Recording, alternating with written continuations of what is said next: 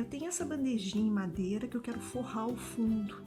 E eu vou forrar com papel trançado. É como se fosse um padrão de xadrez, em 2 cores.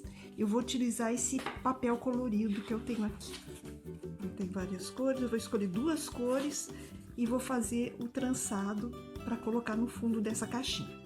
Então, vamos ao tutorial. O primeiro passo é medir o fundo da minha bandeja. Deu 21 por 13. Então, cortar 2 retângulos de 21 por 13. O próximo passo é dividir esses 2 retângulos em tiras. Um retângulo com tiras no sentido do comprimento e o outro no sentido da altura. Você pode fazer tiras mais fininhas ou tiras mais largas. Nesse caso, eu escolhi tiras mais largas. Se você escolher tira mais fininha, você pode dividir pelo meio e você vai ter quadradinhos menores.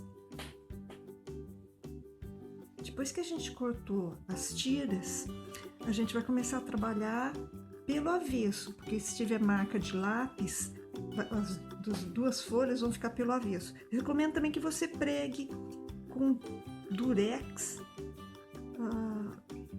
uma das folhas, que é para guardar elas retinhas à medida que você for tecendo, porque ela tem a tendência a se mexer.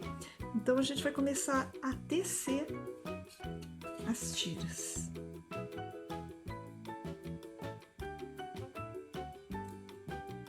Você pode também, à medida que você for tecendo, você segura com um pedacinho de fita adesiva que é para elas não se mexerem. Você alinha bem para elas ficarem guardadinhas na mesma posição.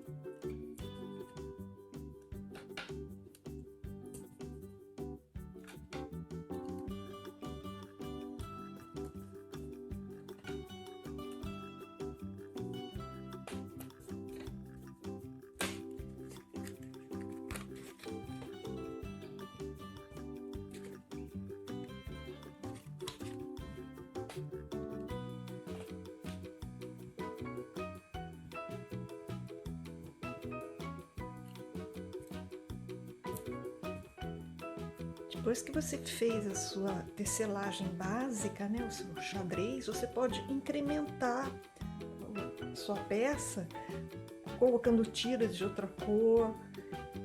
Eu vou colocar mais tiras de cor marrom.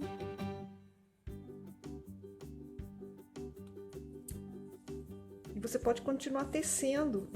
Você pode colocar por baixo dessas, você pode colocar de uma outra tira de outra cor, por exemplo, vermelha, que passa por baixo da marrom, passa por cima do amarelo, por baixo da marrom, e você vai tecendo. E você cola, depois que você terminar, você cola todas as partes soltas com Eu prefiro cola em bastão, mas um pincel com cola branca também você pode passar para colar a sua peça.